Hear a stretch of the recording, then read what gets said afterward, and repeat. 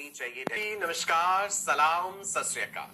Wish you all a very warm welcome to this wonderful session of Byju's classes. Byju's न केवल भारत बल्कि पूरे विश्व का बेहतरीन एजुकेशनल प्लेटफॉर्म जहां पे आपको मिलती है core quality education without any mixing. मैं आपका अपना डॉक्टर सचिन कपूर एक बार फिर से आपके सामने हूं जी, एक और बेहतरीन सेशन लेकर के। चैप्टर है हमारा ह्यूमन रिप्रोडक्शन। अपने पिछले सेशन में हमने फर्टिलाइजेशन का कंसेप्ट समझा, डिटेल में मैंने आपको सारी बातें बताई। थोड़ा रिकैप भी दूंगा, फिर से रिवाइज करा दूंगा आज, चिंता मत कीजिए। कागज कलम आपके पास है जी, कॉपी पेन आपका तैयार है हमेशा। एक्चुअली हमारे प्रोफेसर जब मैं अपनी स्टडीज कर रहा था ना तो कागज कलम वर्ड बोलते थे हमें, सो वो मुझे अच्छा लगता है बोलना। It reminds me of my professors and I am very thankful to them कि उनके कारण जो है आज मैं आपके सामने खड़े होने के काबिल। So the credit goes to them. मैं आपसे कहता हूं ना, जिंदगी में कुछ पाने के लिए आपको कड़ी मेहनत करनी पड़ती है, लगन होनी चाहिए, डेडिकेशन होनी चाहिए। सो आपकी लाइफ के ये गोल्डन ईयर्स हैं। ये मुश्किल आपको लगता होगा, नीट की तैयारी इतनी मुश्किल, अरे भाई कहीं हम फंस तो नहीं गए, कैसे पढ़ेंगे, बायोलॉजी की इतनी सारी टर्म्स, ये फिजिक्स से केमिस्ट्री। नहीं, ऐसा मत सोचिए। The chapter you are going to learn today, this is going to save someone's life tomorrow. Medical science की ये बेसिक सी बात है। The chapter you are learning today is going to save someone's life tomorrow. So आप अपने आप को आने वाले उस सुनहरे भविष्य के लिए तैयार कर रहे हैं, एंड ऑब्वियसली उसके लिए मेहनत तो करनी पड़ेगी, लगन भी होनी चाहिए आप में। चलिए, एक पॉजिटिव सोच, एक पॉजिटिव एनर्जी के साथ आज के सेशन का आगाज करते हैं। इंपॉर्टेंट टर्म्स आप नोट करते रहिएगा, साथ के साथ अपने रनिंग नोट्स बनाते रहिएगा। एंड आई एम श्योर आप डीपीपीज डेली प्रैक्टिस पेपर्स भी साथ के साथ प्रैक्टिस कर रहे हैं। That is very important. तभी आप जान पाएंगे कि आपकी जो तैयारी आपने करी है वो किस हद तक मजबूत है ना। अपने आप को परखते भी तो रहना चाहिए ना साथ साथ, अदरवाइज तो आप सोचेंगे कि भाई हमने सारा चैप्टर लर्न कर लिया, हमें याद भी है। कई बार आप अपने भाई बहन या मॉम डैड से भी कहते होंगे आप हमसे ये सुन लीजिए, ये क्वेश्चन जो है, छोटे बच्चे अक्सर ऐसा करते हैं। चलिए बढ़ते हैं जी आगे। पहले फर्टिलाइजेशन के बारे में थोड़ा सा आपको दोबारा बता दूं। फर्टिलाइजेशन हमने पढ़ा था कि भाई फेलोपियन ट्यूब के एम्पुला रीजन में होता है जनरली, पर और भी कहीं हो सकता है, ओवरी में भी हो सकता है, एब्डोमिनल कैविटी में भी हो सकता है।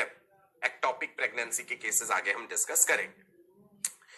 फर्टिलाइजेशन के मेन स्टेप्स हमने देखे थे। Penetration of oocyte by sperm, number 2 activation of oocyte, number 3 amphimixis.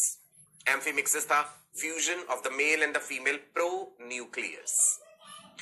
Penetration of oocyte by sperm में हमने पढ़ा था कि भाई oocyte जो है it is surrounded by so many protective layers, zona pellucida, corona radiata, cells of cumulus oophorus। जो sperms site of deposition से अपना रास्ता तय करके साइट ऑफ फर्टिलाइजेशन तक पहुंच जाते हैं, जिनमें कैपेसिटेशन हो चुका है, उनमें एक्रोसोम रिएक्शन होता है।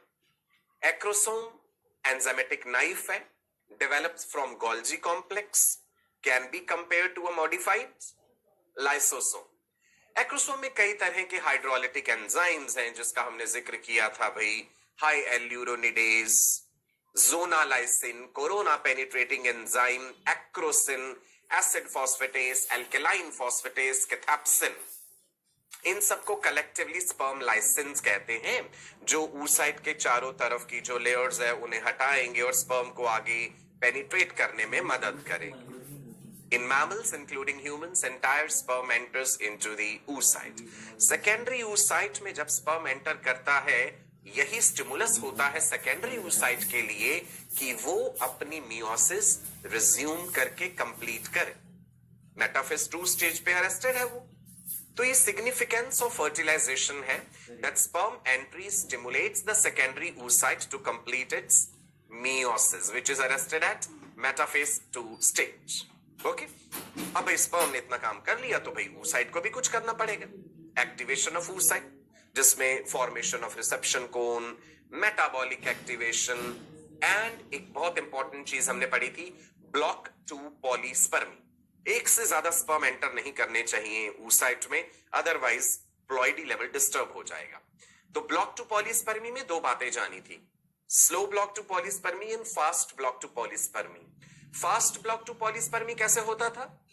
Bye change in membrane potential of उलेमा, डीपोलराइजेशन के कारण। स्लो ब्लॉक में कॉर्टिकल ग्रेन्यूल रिएक्शन मैंने बताया था। मैमल्स में फर्टिलाइजेशन मेम्ब्रेन नहीं बनती है, ठीक है जी। फिर हमने एम्फीमिक्सिस पढ़ा था कि स्पर्म जब एंटर कर गया तो भाई वहां पे सिर्फ उसकी प्रॉक्सिमल सेंट्रियोल चाहिए एंड हमें चाहिए न्यूक्लियस। बाकी सारे स्पर्म के स्ट्रक्चर्स खत्म हो जाते हैं। स्पर्म के माइटोकॉन्ड्रिया अगली जनरेशन में नहीं जाते हैं। केवल एग सेल के जो माइटोकॉन्ड्रिया हैं, यानी जो मैटरनल माइटोकॉन्ड्रिया है, वही हम इनहेरिट करते हैं। साइटोप्लाज्मिक इनहेरिटेंस पढ़ते समय इसका जिक्र करेंगे, ठीक है। जाइगोट बन गया जी, फर्टिलाइजेशन हो गया। जाइगोट में अब आगे क्या होना है? जाइगोट तो एक सिंगल सेल है, डिप्लॉयड स्ट्रक्चर। अब इसमें क्लीवेज डिविजन्स होने हैं। धीरे धीरे ये क्लीवेज डिविजन्स होती जाएंगी, 2, 4, 8, 16, 32 सेल बनते जाएंगे। मोरुला बनेगा, मोरुला से ब्लास्टुला बनेगा, फिर गैस्ट्रुला बनेगा, और देखेंगे किस प्रकार से ये भ्रूण, ये एम्ब्रियो अपनी डेवलपमेंट को आगे बढ़ाता हुआ फीटस बनता है, ठीक है। सो आज का अब जो सेशन है हम शुरू करने जा रहे हैं किस टॉपिक के साथ? टॉपिक है जी हमारा क्लीवेज, राइट। माइटोसिस हमने पढ़ा था, याद है आपको? एक सेल से आगे 2 डॉटर सेल बने, फिर वो माइटोसिस करते हैं 2 से 4। सो यहां भी वैसा ही कुछ हो रहा है। पहले समझ लेते हैं क्लीवेज क्या है।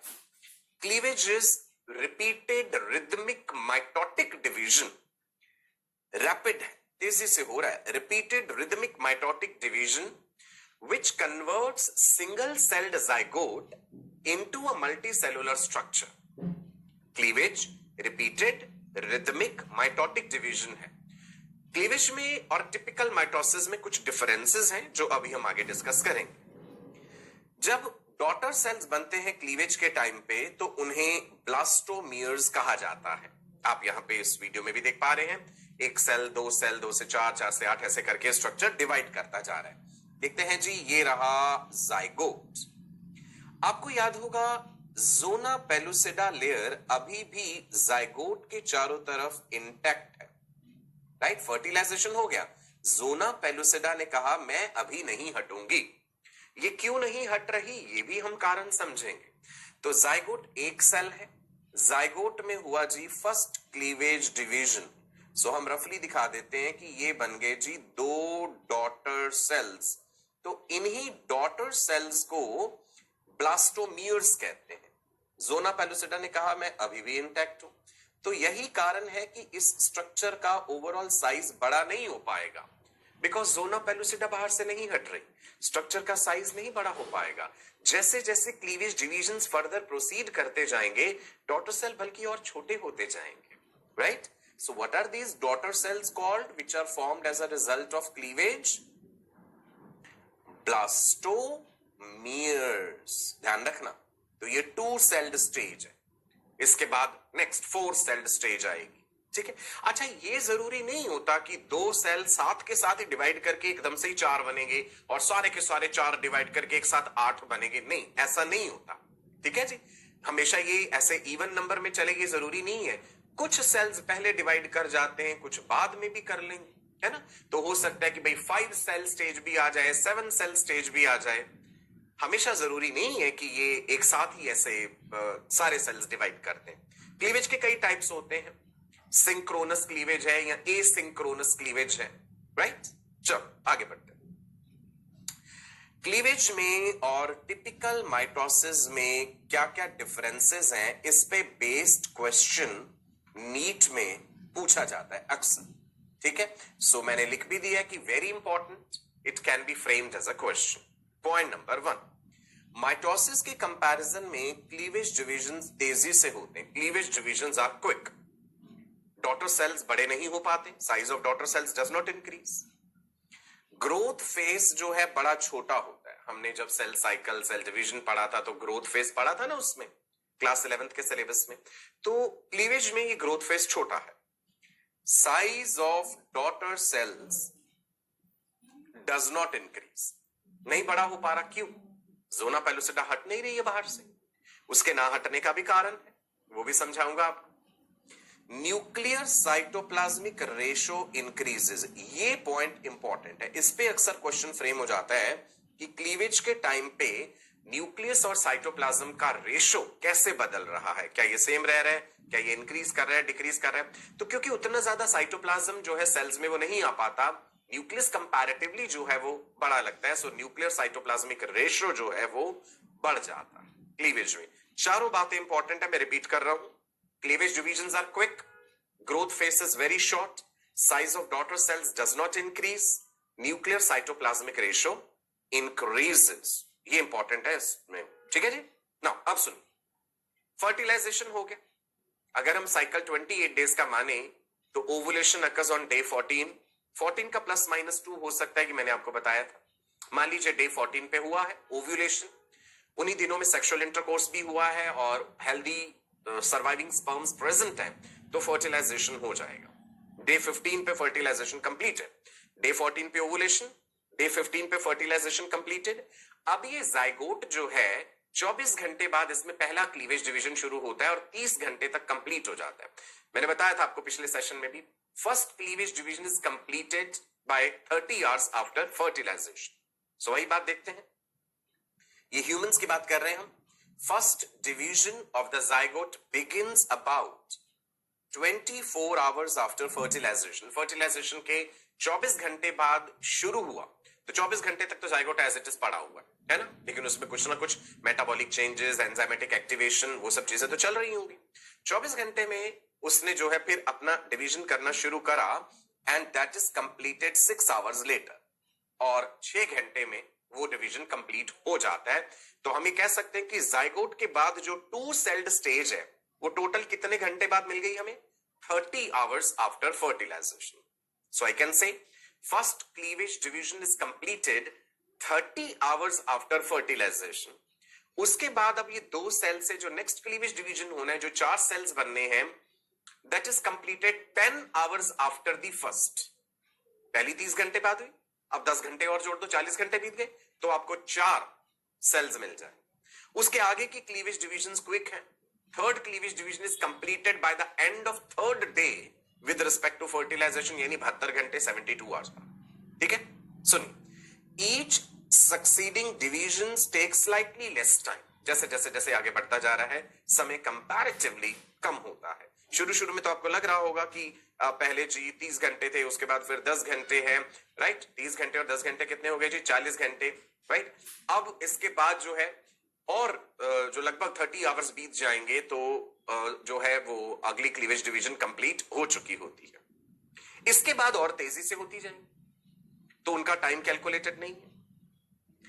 By the second day after fertilization, the second cleavage is completed and there are 4 cells.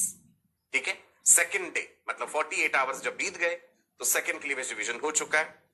Bye the end of the third day there are 16 cells. तो बढ़ता जाएगा ये तेजी तेजी से ऐसे आगे। आप बेशक ये डेज मत याद रखिएगा, आप बस बेसिक कंसेप्ट समझ लीजिए कि किस प्रकार जाइगोट में ये क्लीवेज डिविजन हो रहे हैं और टिपिकल माइटोसिस एंड क्लीवेज में क्या डिफरेंसेस है। चलो डायग्रामेटिकली देखते हैं इस चीज को। बड़ा खूबसूरत सा ये डायग्राम है जी आपके सामने, सो देखिएगा। ये रहा जाइगोट, जाइगोट में हुआ क्लीवेज, तो यहां पे हमने डायरेक्टली 8 सेल स्टेज दिखा दिए है ना, 2 4 वो नहीं दिखाया बीच में, डायरेक्टली लिखा है जी 8 सेल स्टेज। सेल्स कैसे अपने आप को रीअरेंज करे हुए हैं वो देखिए गौर से। उसके बाद क्या होता है जी, 8 सेल स्टेज के बाद 16 सेल स्टेज आएगी, दैट इज मोरुला।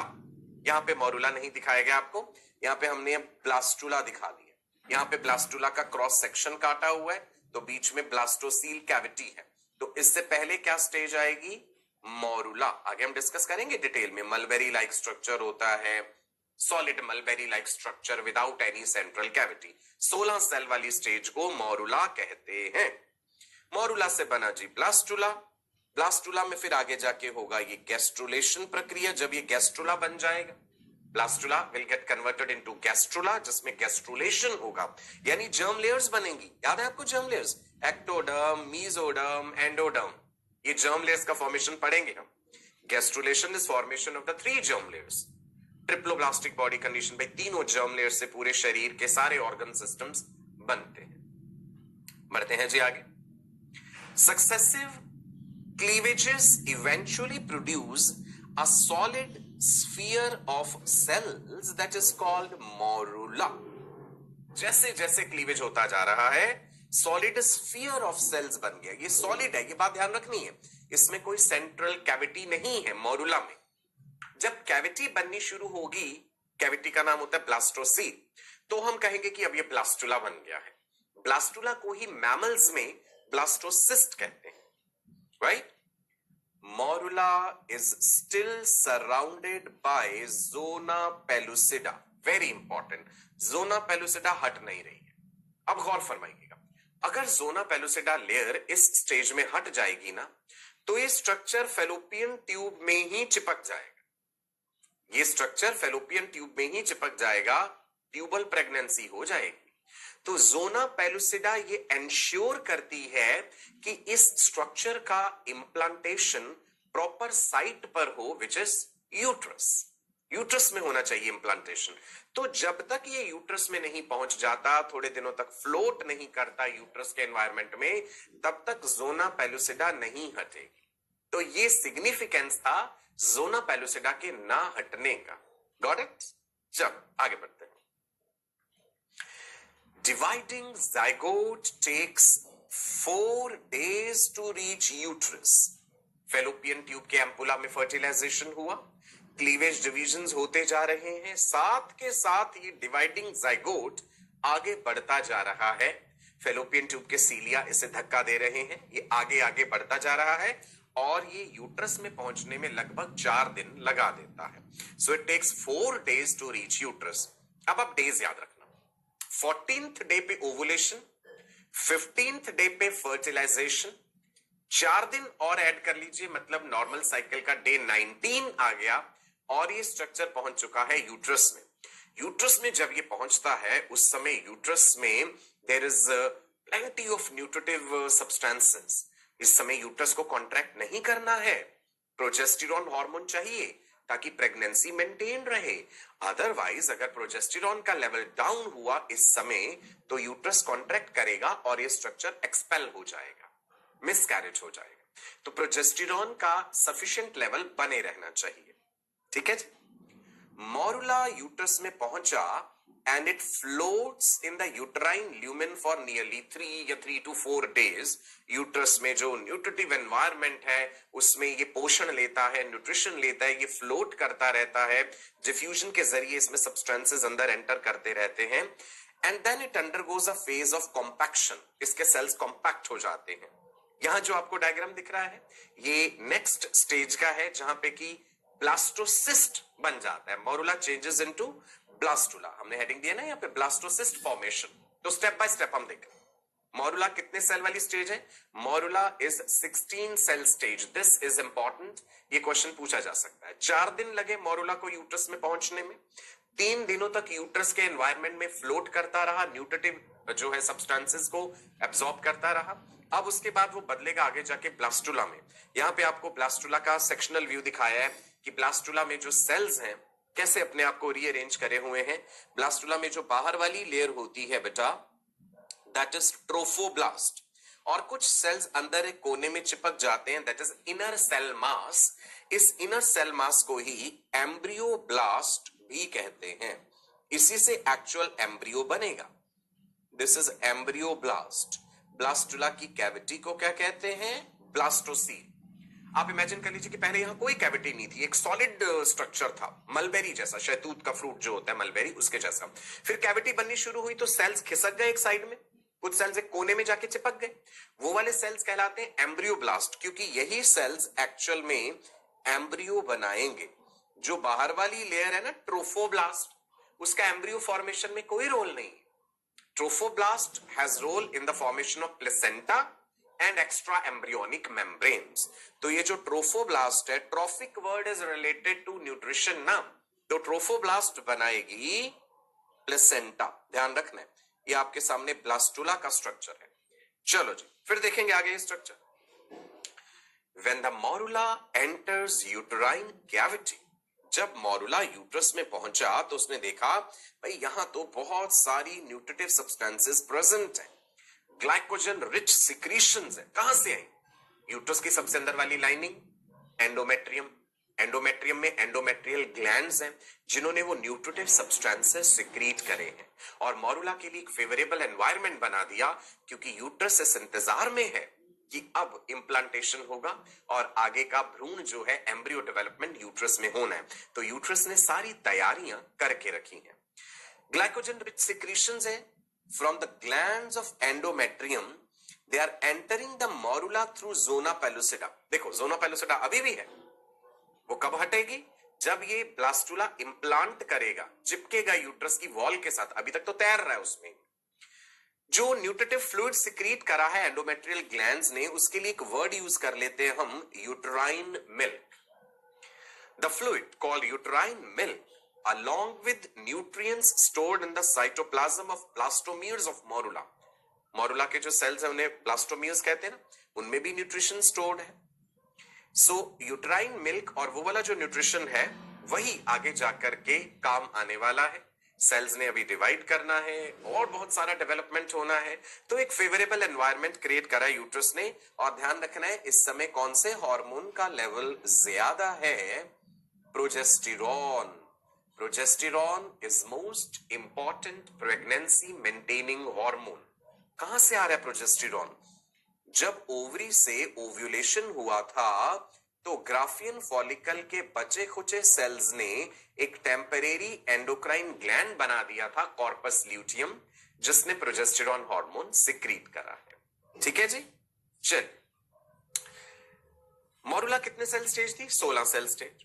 अब आ गई उसके बाद वाली भाई 32 सेल वाली स्टेज आ गई। 16 से 32 हो गए 32। At 32 cell stage, the fluid enters morula and collects between the blastomeres.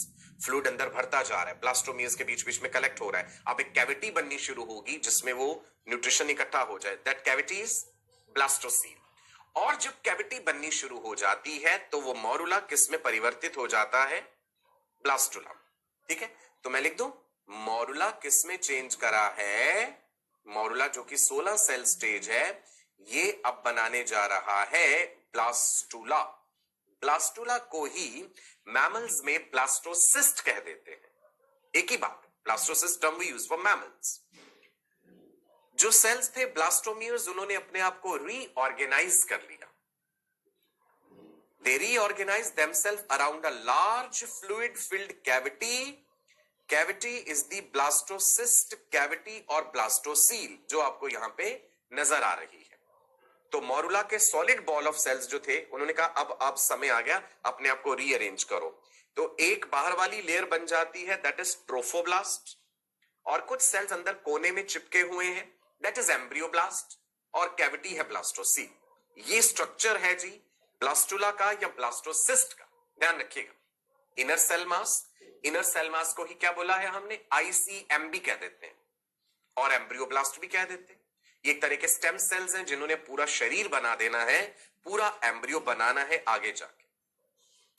Blastula में बहुत सारे सेल्स हैं, हंड्रेड्स ऑफ सेल्स हैं, but it is still about the same size as that of original zygote. Important, blastula में cells का number इतना ज्यादा हो गया लेकिन साइज अभी भी जाइगोट जितना। क्यों? Reason you remember? The reason is, कौन सी लेयर अभी तक इंटैक्ट है जिसने साइज नहीं बड़ा होने दिया? Zona pellucida. किससे बनी है? ग्लाइकोप्रोटीन्स की बनी हुई लेयर है। तो जोना पेलुसिडा को हटाना पड़ेगा। तो भाई ब्लास्टुला कहेगा कि जोना पेलुसिडा अब तुम्हें हटना पड़ेगा, अब मेरे चिपकने का समय आ गया, मुझे यूट्रस की वॉल के साथ चिपकने दो, मुझे प्लेसेंटा बनाने दो। प्लेसेंटा बनेगा तभी प्रेगनेंसी कंटिन्यू होगी। देखिए ये स्ट्रक्चर कितना सेल्फिश है।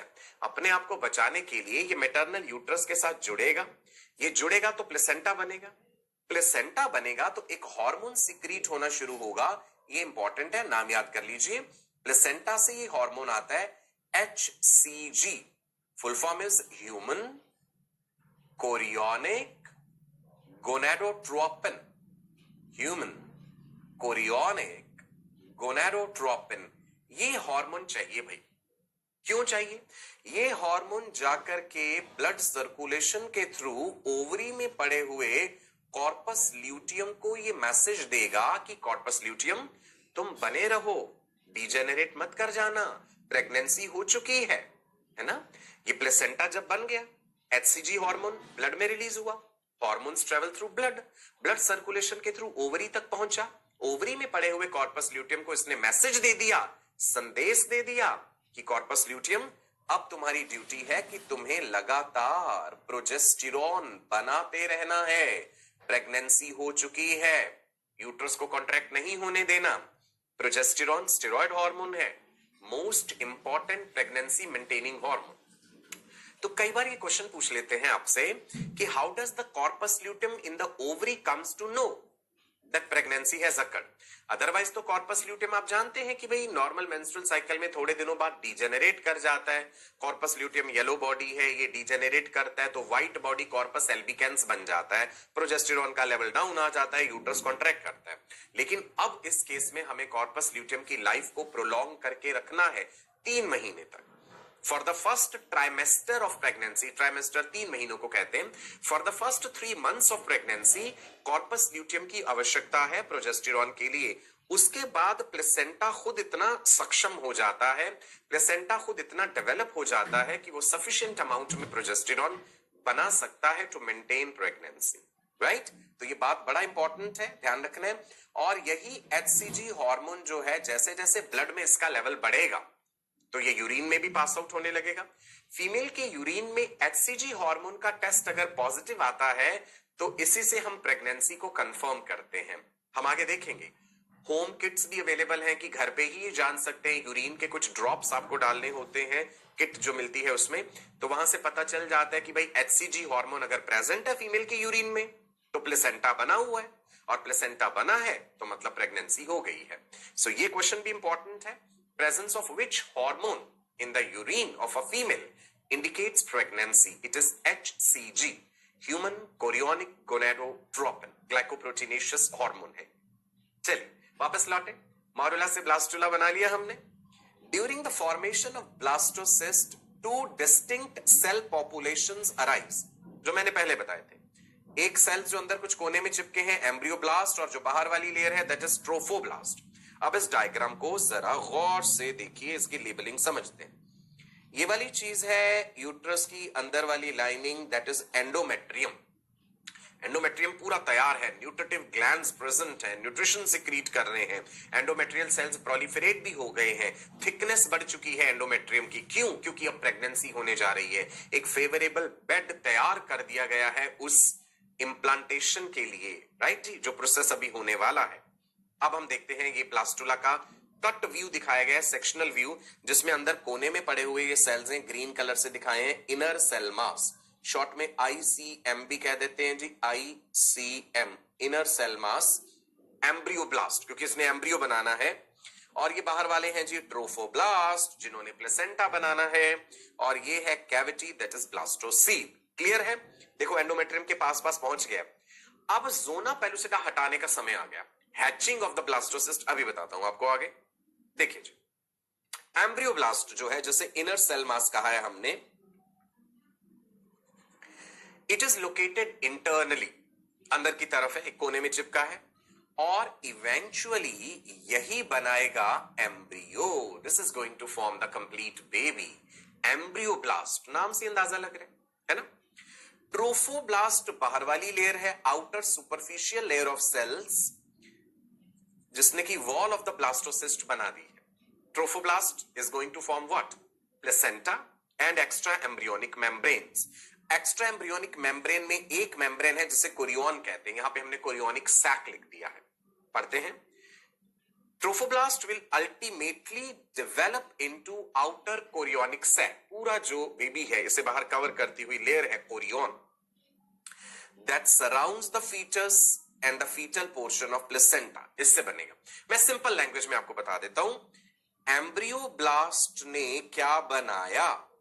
एम्ब्रियोब्लास्ट ने बनाया है आगे जाकर के एम्ब्रियो, ठीक है। एम्ब्रियोब्लास्ट को ICM कहा, inner cell mass, stem cells है इसमें प्रेजेंट। एंड दूसरी लेयर थी trophoblast. Trophoblast is going to form placenta, and it has also important role in the formation of extra embryonic membranes. Foetus के चारों तरफ एक्स्ट्रा एम्ब्रियोनिक मेम्ब्रेन्स भी प्रेजेंट हैं, जिसमें से एक मेम्ब्रेन का नाम यहां बता रहा हूं, कोरियन, जिसे हमने यहां पे कोरियोनिक सैक लिख दिया। सो ये सवाल भी इंपॉर्टेंट है कि कोरियन आउटर मोस्ट लेयर जो है उस पूरे फीटस को सराउंड करेगी अभी आगे जाके, वो किससे बनी है? वो ट्रोफोब्लास्ट से बनी है, और ट्रोफोब्लास्ट का प्लेसेंटा बनाने में भी योगदान होता है। ठीक है जी, चलिए आगे बढ़े। एनसीईआरटी से लिया गया ये डायग्राम, फीमेल रिप्रोडक्टिव सिस्टम दिखाया गया है। ओवरी से ओवुलेशन हुआ, किस प्रकार से वो स्ट्रक्चर स्पर्म से जब फर्टिलाइज हुआ, सेकेंडरी oocyte फेलोपियन ट्यूब में क्लीवेज होते होते ये आगे बढ़ रहा है। ये इंपॉर्टेंट है, ध्यान रखिएगा, मैं आपको समझा देता हूं फिर से। ये वाला स्ट्रक्चर क्या है जी? This is ovary, right? Ovary की लिगामेंट दिख रही है आपको, यूट्रस दिख रहा है यहां पे, ठीक है जी। ये स्ट्रक्चर एक दिया गया है ए इज व्हाट, जो ये रिलीज हुआ है सेकेंडरी oocyte। उसके बाद ये देखिए फेलोपियन ट्यूब के एम्पुला रीजन में स्पर्म से ये फर्टिलाइज हो गया है, right? This is B. Then cleavage division हो गई, ये 2 डॉटर सेल्स बन गए। डॉटर सेल्स को क्या कहते हैं जी? Blastomere, right? उसके बाद 2 से 4, 4 से 8, 8 से 16, मॉरुला में कितने सेल्स हैं? 16, 16 सेल्स। और आप देखिए आगे आगे भी बढ़ता जा रहा है फेलोपियन ट्यूब में। मॉरुला यूट्रस में पहुंचा, थोड़े दिन तैरेगा, न्यूट्रिटिव फ्लूइड लेगा, फिर ये मॉरुला ब्लास्टोसिस्ट में बदलेगा, जिसे ब्लास्टुला कह दीजिए या ब्लास्टोसिस्ट कह दीजिए, और वो इंप्लांट करेगा। इंप्लांटेशन अभी समझना है हमने, ठीक है? चलो आगे बढ़ सकते हैं। अब आ गया जी इंप्लांटेशन, नाइडेशन भी कहते हैं इसे। गौर से सुनिए, ये जो डेवलपिंग स्ट्रक्चर है, अगर ये यूट्रस की वॉल के साथ कनेक्शन नहीं बनाएगा तो उसका नुकसान क्या है वो आप समझ गए। HCG हार्मोन नहीं बनेगा, वो प्लेसेंटा से ही आता है। So this structure is trying to establish connection with the uterus. एक तो न्यूट्रिशन लेना पड़ेगा मदर से। आप जो एंडोमेट्रियल ग्लैंड्स थोड़ा थोड़ा सिक्रीट कर रही थी उससे काम नहीं चलेगा। अब ये स्ट्रक्चर साइज में बड़ा बड़ा बड़ा होता जाएगा तो ज्यादा पोषण की जरूरत है। उसके लिए मैटरनल ब्लड से न्यूट्रिटिव सब्सटेंसेस आने चाहिए, उसकी नींव रखना जरूरी है, प्लेसेंटा बनना जरूरी है। और दूसरा वो HCG वाली बात है, राइट? ह्यूमन कोरियोनिक गोनाडोट्रोपिन होगा, कॉर्पस ल्यूटियम को संदेश देगा कि प्रेगनेंसी हो चुकी है, और कॉर्पस ल्यूटियम प्रोजेस्टेरॉन बनाना कंटिन्यू रखेगा। अगर ये HCG का सिक्रीशन नहीं हुआ तो ये स्ट्रक्चर यहीं एबॉर्ट कर जाएगा, कॉर्पस ल्यूटियम डिजेनरेट हो जाएगा, प्रोजेस्टेरॉन का लेवल डाउन आया, प्रोजेस्टेरॉन का लेवल डाउन आते ही यूट्रस कॉन्ट्रैक्ट्स, बिकॉज आप जानते हैं progesterone is most important pregnancy maintaining hormone. It's uterine contractions, uterus में स्मूथ मसल्स हैं, तो प्रोजेस्टेरॉन का लेवल मेंटेन रखना है, कॉर्पस ल्यूटियम को जिंदा रखना है, HCG का लेवल हाई होना चाहिए, कनेक्शन बनना चाहिए, इंप्लांटेशन होना जरूरी है। Now you got the significance of implantation, right? चलो अब समझते हैं ये इंप्लांटेशन क्या है। इंप्लांटेशन इज द एम्बेडिंग और the attachment of the blastocyst with wall of uterus. Uterus की वॉल के साथ ये अटैच हो जाता है, लेकिन पहले जरूरी है उस जोना पेलुसिडा को हटाना। तो जोना पेलुसिडा कैसे हटती है? जो ट्रोफोब्लास्ट लेयर है ना, वो प्रोटियोलाइटिक एंजाइम्स रिलीज करती है। लेट मी राइट हियर कि ट्रोफोब्लास्ट लेयर जो है, नोट करेंगे आप भी, ट्रोफोब्लास्ट वो जो बाहर वाली लेयर थी ब्लास्टुला की, trophoblast secretes proteolytic enzymes, protein digesting enzymes. These proteolytic enzymes digest zona pellucida. अब हम कहेंगे कि zona pellucida ji thank you, तुम्हारा काम हो चुका है, अब तुम डिसॉल्व कर जाओ ताकि इंप्लांटेशन हो पाए। अगर जोना पेलुसिडा इंटैक्ट रही तो वो चिपकने नहीं देगी उस स्ट्रक्चर को, और जोना पेलुसिडा हटेगी तभी ओवरऑल साइज भी बड़ा होगा। So trophoblast secretes proteolytic enzymes which digest zona pellucida, और इसको बोल देते हैं बेटा हैचिंग ऑफ ब्लास्टोसिस्ट। ये जब जोना पेलुसिडा हटी, this is hatching of blastocyst. Blastocyst hatch कर गया। ओके, नाउ यहां देखिए ये यूट्रस का एंडोमेट्रियम है, और ये वाली लेयर है ट्रोफोब्लास्ट और ये है इनर सेल मास। अटैचमेंट देखिए किस तरफ से हुआ है, जिधर इनर सेल मास वाले सेल्स है ना वो पहले अटैच होंगे यूट्रस की वॉल के साथ। ट्रोफोब्लास्ट लेयर यहाँ पे दो भागों में बंटती है। एक आउटर लेयर बनाती है सिंसिशियो ट्रोफोब्लास्ट, जो यूट्रस के एंडोमेट्रियम में पेनिट्रेट करती जाएगी, धंसेगी, प्लेसेंटा की नींव रखेगी। सो ट्रोफोब्लास्ट जो है, let me right here, trophoblast आप भी नोट करेंगे, ट्रोफोब्लास्ट डिवाइड्स इनटू एक आउटर लेयर एक inner layer. Outer syncytio trophoblast, spelling मुश्किल तो नहीं है, लिख लेंगे ना, आउटर सिंसिशियो ट्रोफोब्लास्ट। यही सिंसिशियो ट्रोफोब्लास्ट जो है HCG रिलीज करती है, एंड इनर साइटोट्रोफोब्लास्ट, दो लेयर्स बन गई। तो सिंसिशियो ट्रोफोब्लास्ट ने कहा मैं यूट्रस की एंडोमेट्रियल सेल्स में पेनिट्रेट करके एक नींव तैयार करूंगी कि अब प्लेसेंटा बनना शुरू हो जाए। राइट जी, ये रहे इनर सेल मास के सेल्स, जिसको हम ICM या एम्ब्रियोब्लास्ट भी कह रहे हैं, जिन्होंने पूरा एम्ब्रियो बनाना है। सो इसका मतलब है कि ये जो ब्लास्टोसिस्ट है, इसी ने अब ये कंप्लीट फीटस बना देना है। एम्ब्रियो हम कह देते हैं for the first 8 weeks of pregnancy. 0 to 8 weeks में ना एम्ब्रियो टर्म यूज होता है। अगर हमसे कोई पूछे कि भाई एम्ब्रियो का मतलब क्या है, गर्भावस्था के या प्रेगनेंसी के पहले 8 हफ्ते जो हैं, 0 to 8 weeks we call it embryo.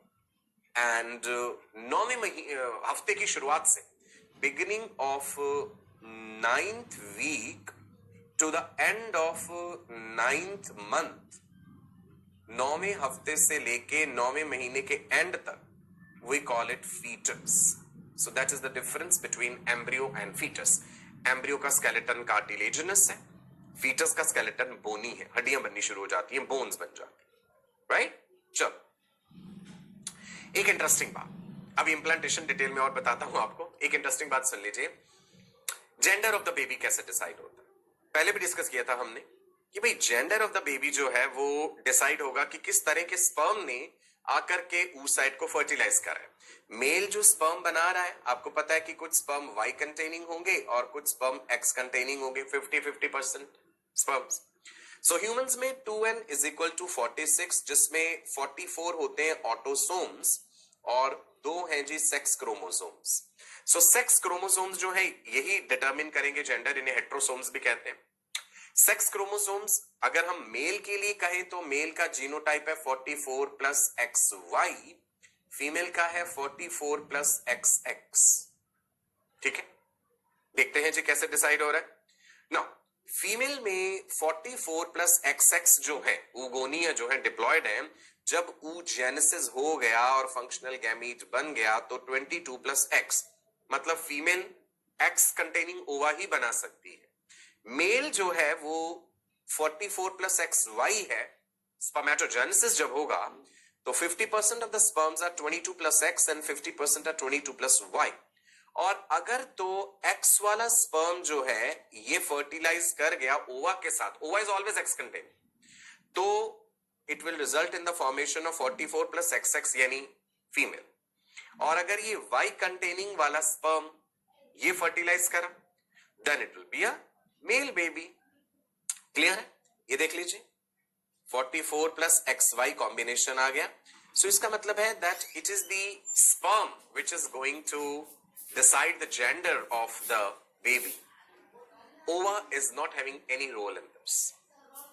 So in many societies it's the female who is blamed for giving birth to the female baby. That is totally wrong, right? It is not the female who is deciding the gender of the baby. It is the sperm of the male which is deciding the gender of the baby. Is it clear? Right?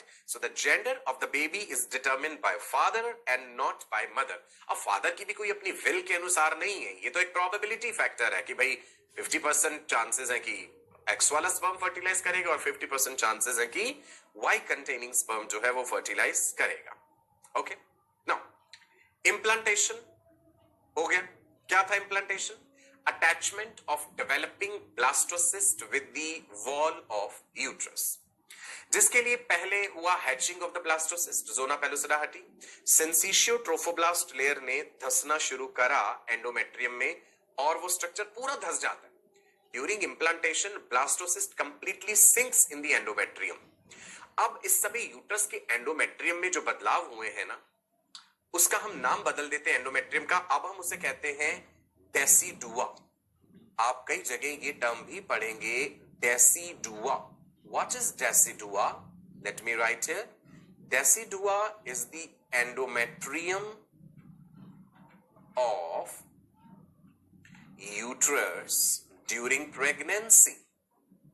उस endometrium में खास बदलाव हो चुके हैं pregnancy को support करने के लिए, राइट? अब हम उसको डेसिडुआ कहेंगे। नाउ यूट्रस को 3 डायमेंशनल वे में इमेजिन कीजिए।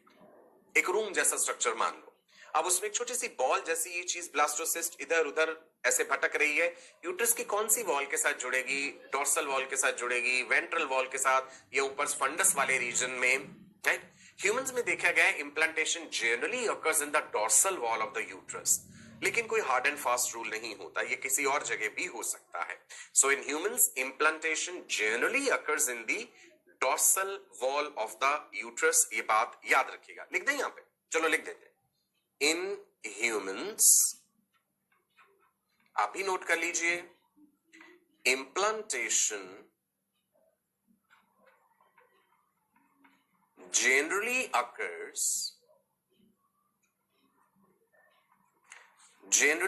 occurs in dorsal wall of uterus, but कोई हार्ड एंड फास्ट रूल नहीं है, ठीक है? और जगहों पर भी हो सकता है इंप्लांटेशन हो गया जी। अब इसके बाद क्या? अब प्लेसेंटा की फॉर्मेशन को भी आगे बढ़ाना होगा। एम्ब्रियो ब्लास्ट जो है उसने एम्ब्रियो भी बनाना है। सो एम्ब्रियो ब्लास्ट के सेल्स में क्या चेंजेस आ रहे हैं वो भी हम देखते हैं। सुनिए एक बात पहले गौर से। Trophoblast plus the endometrium, trophoblast ने एंडोमेट्रियम के साथ कनेक्शन बनाया था, इस चीज ने आगे जाके बना देना है placenta. Placenta is the only tissue in the body which has cells from 2 different individuals of 2 different generations. Placenta में 2 इंडिविजुअल्स के सेल्स हैं, मदर के भी इन्वॉल्व होंगे, मदर की तरफ से एंडोमेट्रियम और एम्ब्रियो की तरफ से ट्रोफोब्लास्ट, और दोनों ही अलग अलग जनरेशन के हैं। Mother is generation 1, the baby is next generation. So बड़ी इंटरेस्टिंग बात है ना। Placenta is the only tissue in the body which has cells from 2 different individuals of 2 different generations. Inner cell mass में gastrulation होगी, आगे देखेंगे अभी हम, और जर्मिनल लेयर्स बनने, मतलब इनर सेल मास ने कंप्लीट आगे जाकर के एम्ब्रियो बनाना है। गैस्ट्रुलेशन प्रोसेस हम देखेंगे। The question is how does the food eaten by the mother is going to reach the baby. Mother जो फूड खा रही है, मदर के डाइजेस्टिव सिस्टम में जा रहा है, डाइजेस्ट हुआ फूड, डाइजेस्टेड न्यूट्रिएंट्स एब्सॉर्ब हुए हैं, ब्लड में गए हैं। अब बच्चे तक कैसे पहुंचेंगे? प्लेसेंटा के जरिए। मदर का ब्लड और बच्चे का ब्लड, अभी ब्लड फॉर्मेशन भी देखेंगे हम, आमने सामने आता है, बट मिक्सिंग नहीं होता। There is no mixing of maternal and fetal blood, right?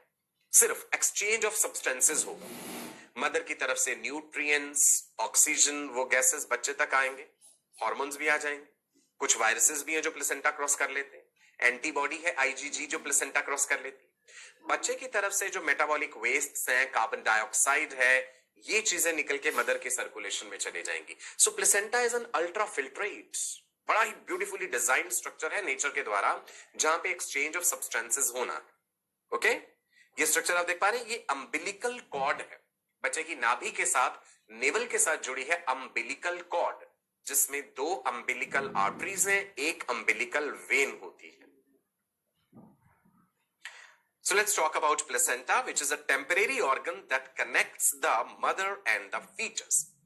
बच्चे के जन्म के समय ये प्लेसेंटा डिस्क शेप्ड स्ट्रक्चर हो चुका होता है, तब तक ये mature placenta, and then it is shed, mother की बॉडी से शेड हो जाता है। बच्चे के जन्म के बाद हम पार्चुरेशन की अलग अलग स्टेजेस पढ़ेंगे।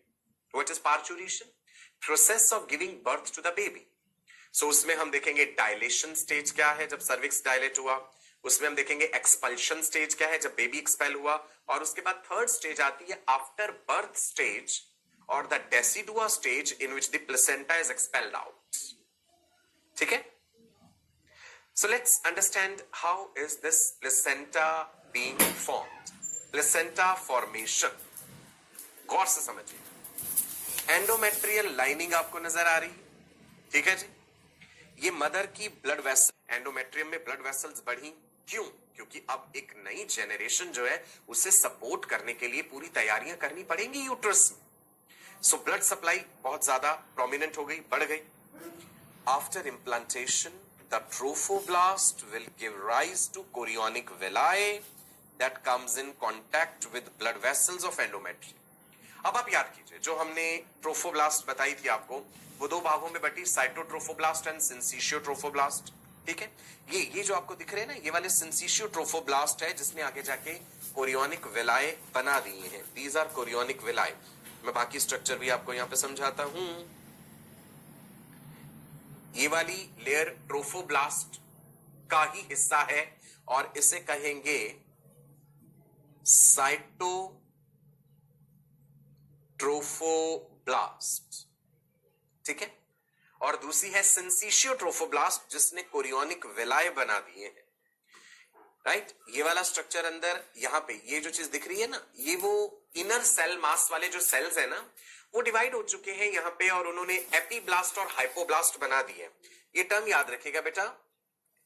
इनर सेल मास के जो सेल्स हैं, यही आगे जाके दो लेयर्स बना देंगे, एपीब्लास्ट, हाइपोब्लास्ट.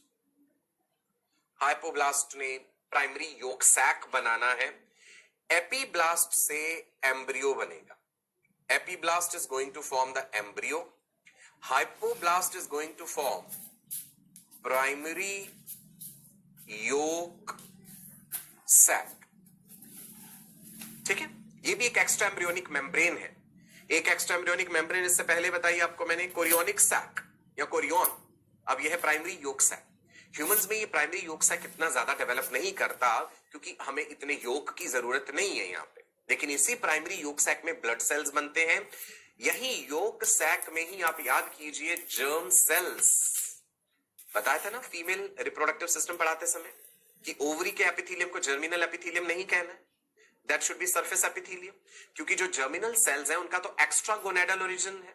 वहां पे ये बात बताई थी that germ cells are formed in the yolk sac and from yolk sac they migrate to the ovaries. तो yolk sac याद रखिएगा, एक एक्स्ट्रा एम्ब्रियोनिक मेम्ब्रेन है यहाँ पे. तो एपीब्लास्ट, हाइपोब्लास्ट यहाँ पे है. ये जो ऊपर वाली आपको दिख रही है ऐसे, दैट इज एपीब्लास्ट, और जो नीचे वाली है that is hypoblast. So I am labelling epiblast है. और ये वाली जो है दिस इज हाइपोब्लास्ट. प्लेसेंटा बनने की शुरुआत हो गई. ये जो मदर की ब्लड वेसल्स हैं, ये कट व्यू दिखाया गया है इसलिए ब्लड वेसल कट नजर आ रही है आपको. अल्टीमेटली यहां पे ये कनेक्शन बन जाना चाहिए आमने सामने ताकि सब्सटेंसेस का एक्सचेंज हो. ये वाली चीज एंडोमेट्रियम की लाइनिंग है, ये आपको दिख रहा है. धीरे धीरे ये स्ट्रक्चर डेवलप होता है. एंडोमेट्रियम में अभी तो धंसा हुआ है, फिर ये एंडोमेट्रियम से ऐसे बाहर को आएगा. वो कनेक्शन वहीं का वहीं रह जाएगा और वो एम्ब्रियो डेवलप होकर यूट्रस की कैविटी में आ जाएगा. कनेक्शन वहीं का वहीं रह जाएगा. That connection is what is placenta. और फिर उस प्लेसेंटा के साथ वो फीटस किस चीज से जुड़ा है? अम्बिलिकल कॉर्ड से. वो भी कैसे बनता है वो हम देखेंगे आगे. ठीक है जी, राइट. चलो प्लेसेंटा फॉर्मेशन में आगे बढ़ते हैं. Spaces between the growing villi, the spaces are called lacuna.